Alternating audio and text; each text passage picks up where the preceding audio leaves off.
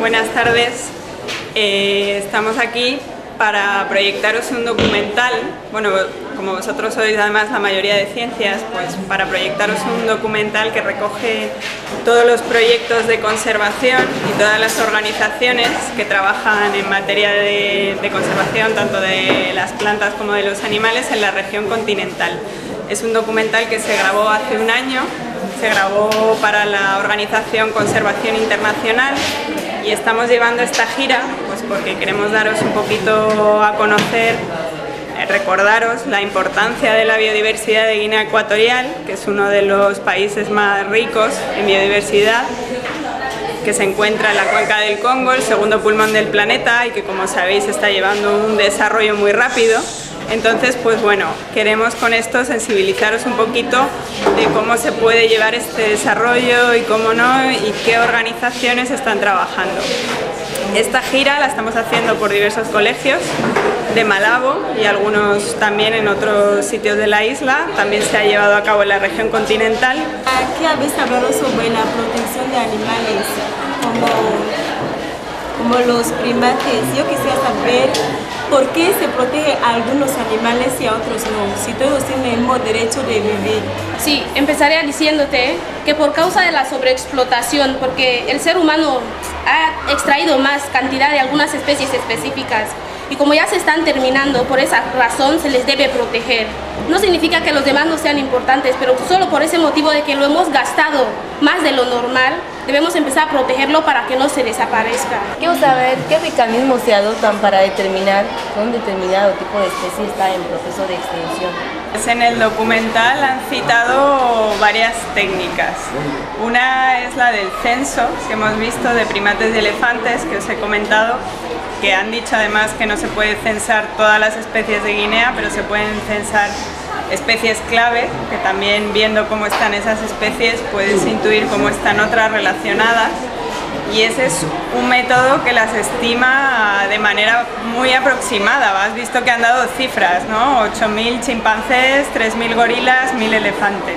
Pero esos son estudios bastante costosos, que como has visto pues han tardado 9 meses y han tenido que hacer eso, transectos de 1 kilómetro por todo el país, 2 equipos, pues aunque hubiera barrancos, aunque hubiera ríos, tal, seguir en línea recta. Pero hay otro tipo de estudios, menos costosos, como son los estudios de mercado, que también los han mencionado allí, ¿no? Si tú tienes a una persona en el mercado viendo cada año cuáles son las especies que llegan y hay especies que empiezan a desaparecer, a llegar menos o a llegar tallas más pequeñas, pues eso ya te indica que esa especie está siendo sobreexplotada. Otra técnica también que han mencionado allí era lo de las encuestas al cazador, ¿no? Tú vas a una zona y le preguntas al cazador qué especies cazas en tu zona de caza y hace 5 años qué es lo que cazabas, o ahora andas lo mismo para cazar las mismas especies, y todo eso son datos que te pueden indicar de manera muy fiable si la especie está siendo sobreexplotada o no. De todas formas, eso se hace en todos los países y hay una organización que es la Unión Mundial para la Naturaleza, la UICN, que tiene una lista roja de especies amenazadas, con los datos de todos los países que llegan, datos científicos, de estudios científicos, pues se determina en qué estado está esa población a nivel mundial y a nivel local.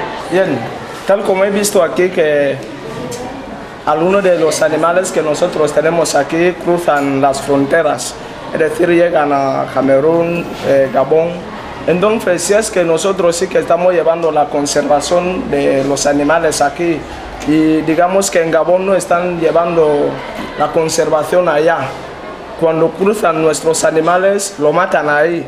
Entonces, ¿qué es lo que se puede hacer para que estos animales no crucen más la frontera, para que no lo maten allá? Es lo contrario de lo que dices. Realmente Gabón o Camerún llevan más años trabajando la conservación, tienen leyes medioambientales mucho más estrictas, tienen gente, guardas forestales que las ejecutan, que es lo que no pasa aquí, y además invierten mucho más dinero en sensibilización y en formación para que las áreas protegidas se respeten y no haya caza en ellas.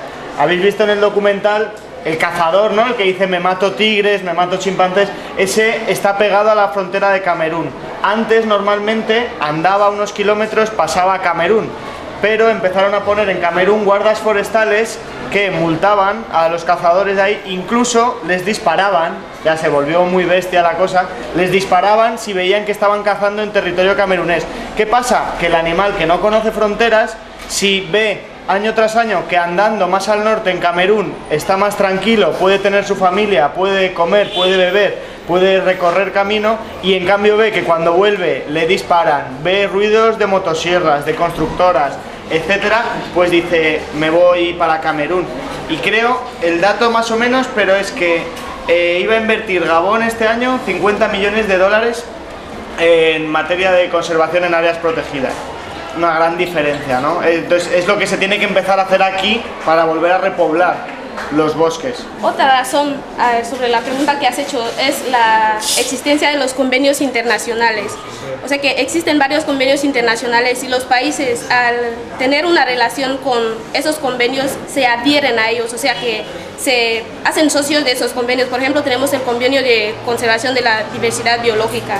Entonces Guinea Ecuatorial está en ese convenio, al igual que Camerún, Gabón, o sea, todos los que están en África Central. Es un convenio internacional. Y cuando todos los países están de acuerdo en él, se conoce cuáles son las especies que se deben conservar y cuáles no. Entonces, como el país no sabe que está en Camerún o está en Guinea, cuando está en Camerún está protegido por la ley, y si está en Guinea también. Y entonces ya pasamos a la retórica que te ha explicado Antonio. Digamos que tal como el señor decía que en otros países, nuestros países vecinos, se invierte más y más sensibilización a la población. Y digamos que un señor que vive en el poblado aquí, si es que vive a través de estos animales, tal como decía el señor, que mata antílopes y todo esto. Entonces, ¿y qué es lo que se podría hacer para que este señor no siga matando más, siendo que ahí es donde mantiene su familia? Porque se supone que vive en el poblado. Fuera de esto no puede vivir más. ¿Y qué es lo que se puede hacer entonces? Como hemos escuchado en el documental, han dicho que estas personas que viven en el pueblo y se dedican solamente a cazar, es porque realmente no tienen otra cosa que hacer. Pero si nosotros, los que sí sabemos qué se puede hacer, les buscamos una ocupación, es decir, algo en el que puedan invertir su tiempo, esa gente dejará de cazar y empezará a vivir en los pueblos, donde sí, pues la población ya está un poco más civilizada. Yo creo que este es uno de los puntos claves del documental que quería enseñar, porque realmente ahí es el foco del problema, de el nuevo contexto de Guinea, hacia dónde va a tirar el país, y hay que poner soluciones a esto.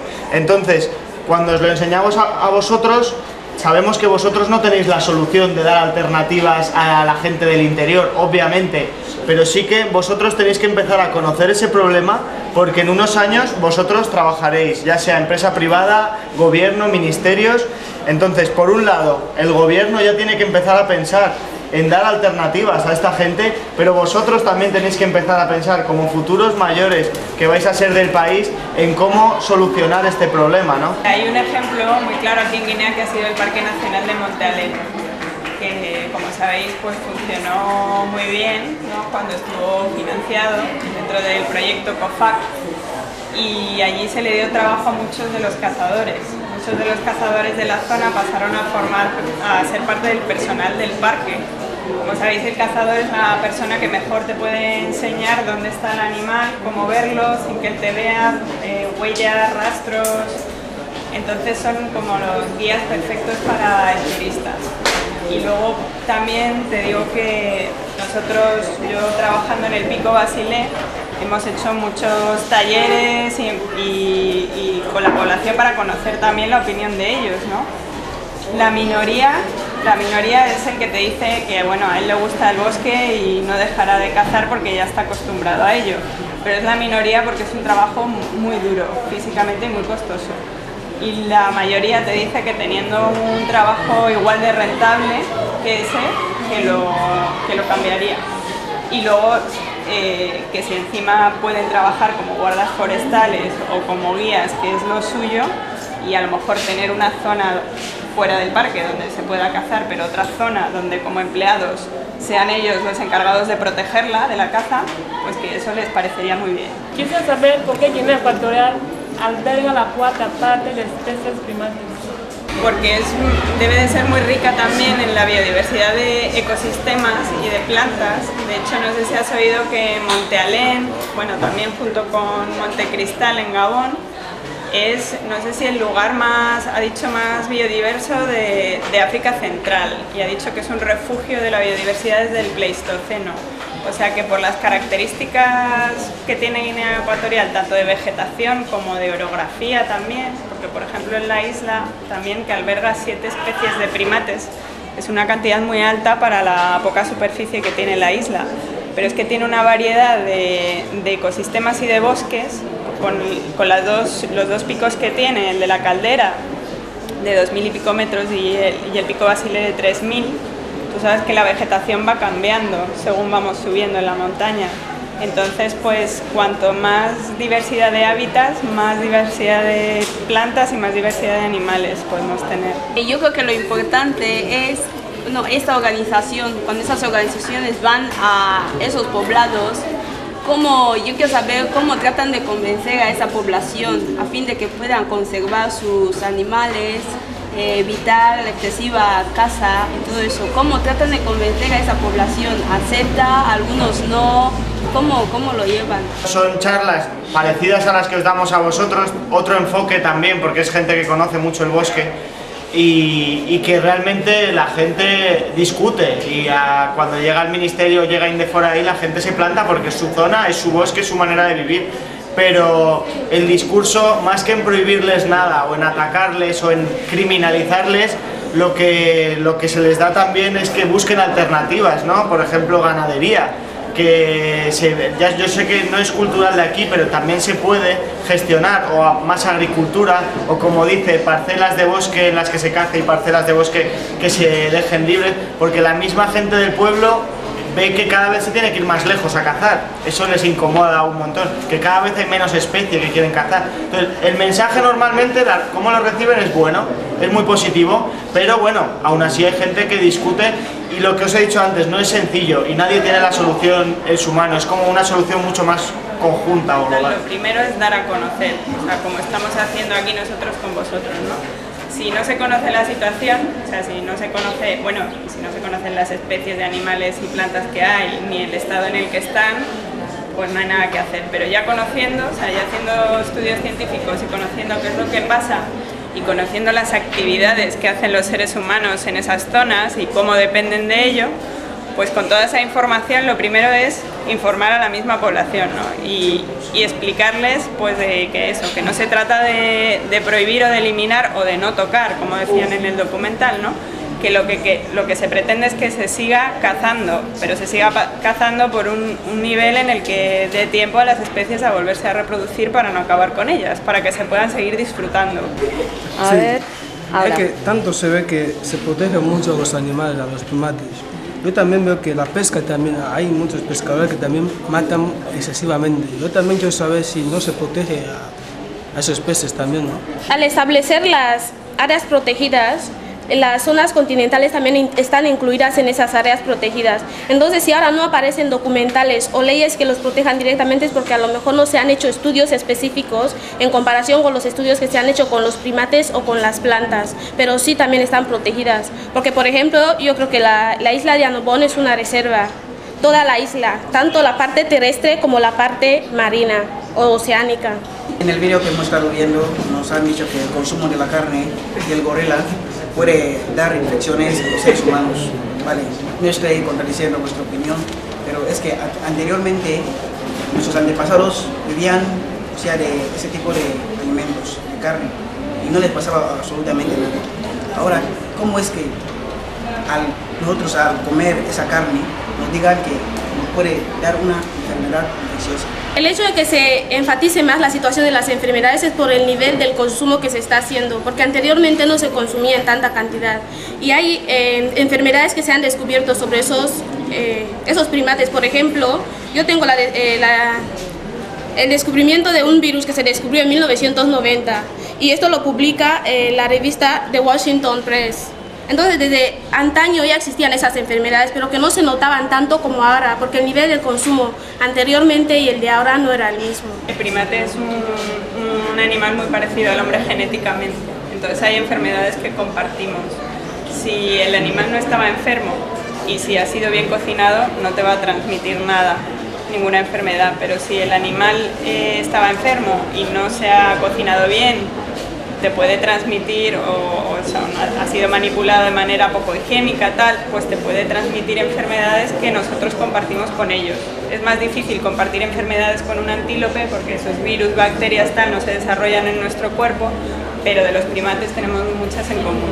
Bueno, en el documental he seguido que han dicho que aquí en Guinea se encuentra una rana endémica, que solo se encuentra en Guinea, ¿no? Y en un otro país. Yo quiero saber cuáles son las propiedades de esta rana y si se puede encontrar en cualquier punto de la geografía nacional. Primero voy a aclararte que cuando se habla de endemismo se refiere tanto a una especie de planta o animal que se encuentra en un área determinada, que solo se le encuentra ahí en ninguna otra parte, aunque sea en el mismo país. Si te dicen que, por ejemplo, una especie de planta es endémica de la isla de Bioko, es que solo la encuentras. Por ejemplo, te dicen que es endémica de la parte sur de la isla, es porque solo la encontrarás ahí en ninguna otra parte del mundo. Entonces, para darte un poco de las características, de esa especie se está hablando de la rana Goliath, que es una especie de rana grandísima. Bueno, yo no la he visto personalmente, pero he podido ver algunas fotografías que a veces se ponen por internet. También es una rana grande y solo se encuentra en Monte Alén y en el Monte Camerún, nada más. Las tortugas marinas han dicho que 4 de las 7 especies que existen en el mundo, 4 se encuentran en Guinea.